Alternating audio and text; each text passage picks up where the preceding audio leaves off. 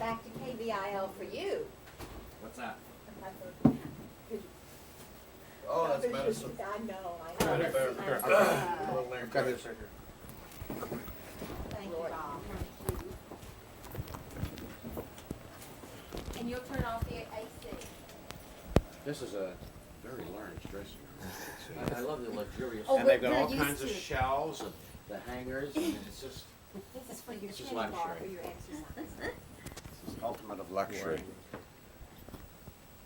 You won't believe it, but we sometimes do them in dressing rooms smaller than this. I can imagine. Okay, so we'll have this. Okay. Bobby, when will this be on? Tomorrow, Tomorrow, that's what I thought. 5 o'clock, in the 5 o'clock news. Okay. Oh. Unless World War III breaks in. Yeah, good age. Well, it's an inquisitive age. Everything's why, but I don't have the answers. That's the tough part. Kids ask you questions and things you don't know because you never thought about it. I know, And and then when it's you answer that, they terrifying. ask you another question. I know. I once wrote, when my kids were, Oh. This is where Hitler spent his last days. Big Bad Wolf would never come in here. Okay, are we ready? I'm rolling. You're rolling. Okay, Rich Little, welcome back to Dallas. Thank you. It's nice to be back. Good to see you. You know, I came in this evening and I saw all this orchestra arrangement out there. 22 pieces, I hear? Mm-hmm. That's, They're not my group. A lot of people think they travel with me, which is very impressive, but it's not true. I couldn't afford it for one thing. I just have a drummer and a musical conductor. But I think the question you're asking me is why so many musicians? I'm an impersonator, a guy that does Nixon and Ronald Reagan. Why all these musicians? Good question, because I'm asked it a lot. I do a lot of singing impressions in the act. And I would say at the moment, about a quarter to quarter to a half of the show is singers. Therefore, it sounds much better when you do Perry Como, when you have strings, or Frank Sinatra, when you have good brass section, you know. So that's the reason why there's so many musicians. do you get more satisfaction out of doing the singing impressions? Well, I enjoy doing the singing impressions. People are surprised. A lot of people are because they see me on TV doing little 5-minute bits on commercial television or doing a one-man show like Robin Hood or Christmas Carol, and they don't know that I sing.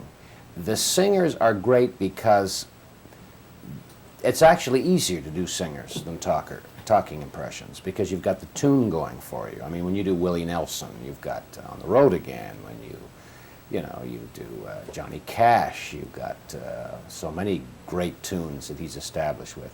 So many people are applauding half the impression and half the tune because they like it, you know. So that's why singing impressions go over so well.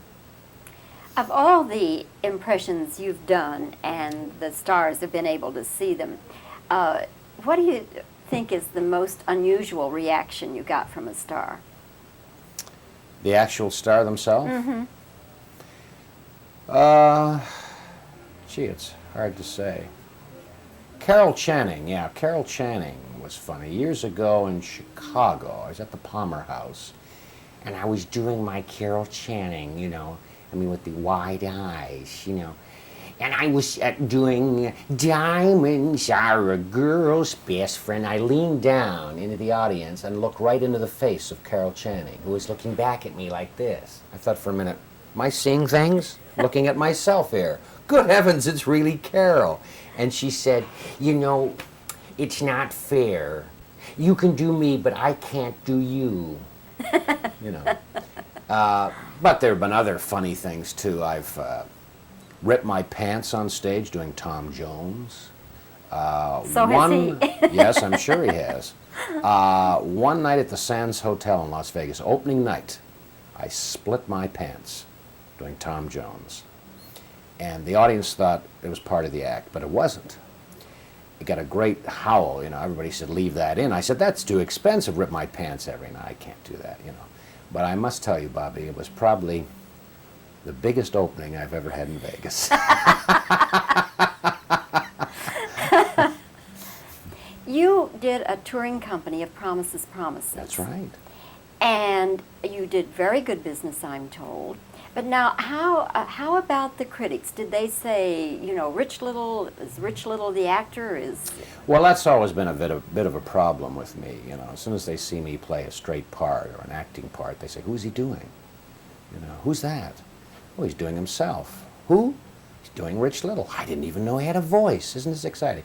So you do get that. I was compared. I did Promises, Promises, and of course I was compared to Jack Lemmon because he did the dramatic version of that story, which was The Apartment. It's the same story.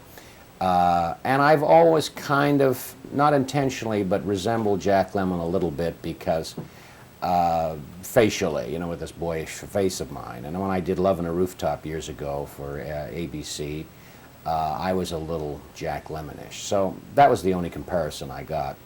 Other than that, it was fine. It was a fun production, and it was great and exciting for me to work with other people, because I'd never done that before. I mean, I work with other people, my own voices, but to work with other actors, you know, it takes the load off you, and it's a lot easier, but it's just something else that I like to do. And I might also mention that when I did that show, which was, gosh, 10 years ago, Pia Zadora, you've heard the name, was in the chorus, dancing up a storm, one of the chorus girls, who I can remember saying to me when I left the company, "Dick," she called me Dick, "you haven't heard the last of me." And we didn't. Rich, if someone were going to do an impression of Rich Little, just not Rich Little the impersonator, just Rich Little, the man, Right. what would that person have to concentrate on?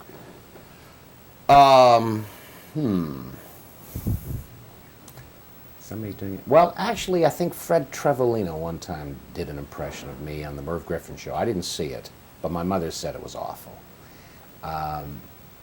If he came to me, I'd give him a few pointers. What I'm doing now, that I do a bit. My laugh is a little like Johnny Carson's.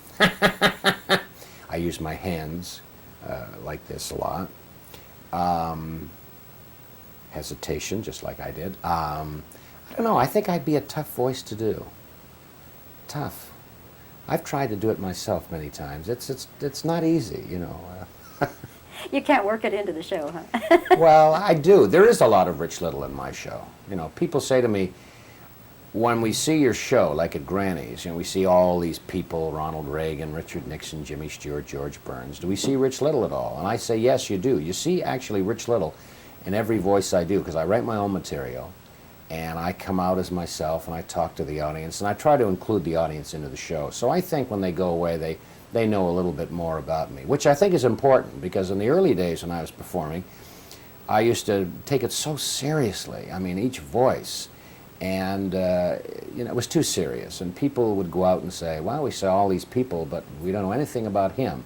And I think that now you do, because I'm a lot lighter than I used to be. I don't take it as seriously. I mean, some voices I miss, some nights not quite on. I don't get upset about it. And I just say, hey, you know, there's another show coming up. I'll try and be better, you know. I think the main thing is to have fun out there. And I think if you have fun, the audience will have fun. And we had great fun here last night. This audience was tremendous.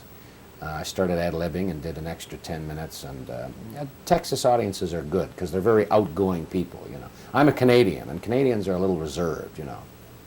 But if they like something, they'll react. And if they don't like something, they'll react too, you know. So it's good. I like it. Well, I hope tonight's audience is equally as good for you. Audiences, I should say, since you're doing two shows.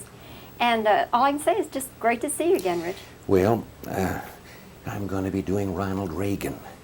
And all I can say is I hope my press conference is funnier than his.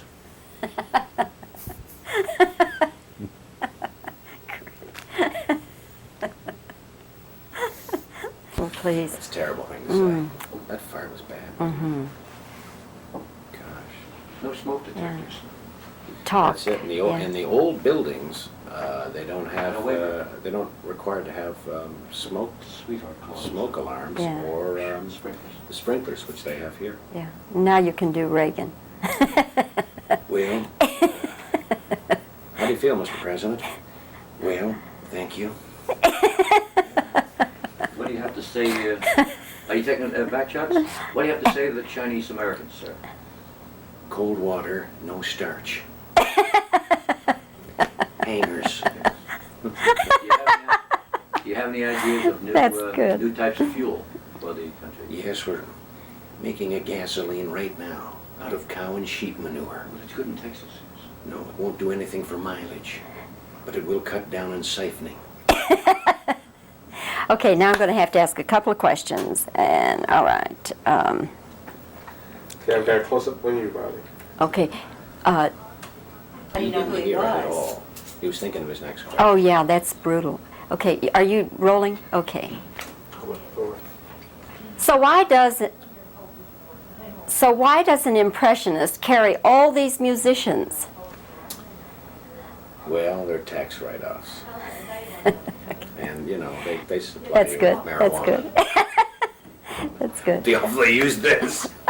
No, he's okay. Are you ready? Okay, I have another This question. before to you one time. Wrong answer. Let's see. Are the singing impressions easier or harder to do?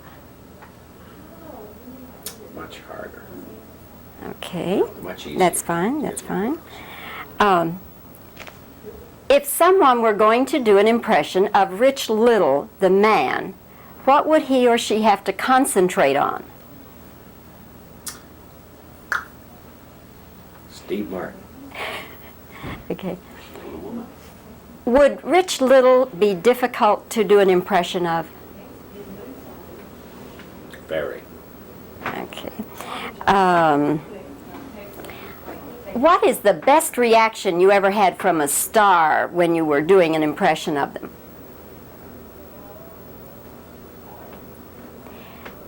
What is the most unusual reaction you ever got from one of the stars you do impressions of?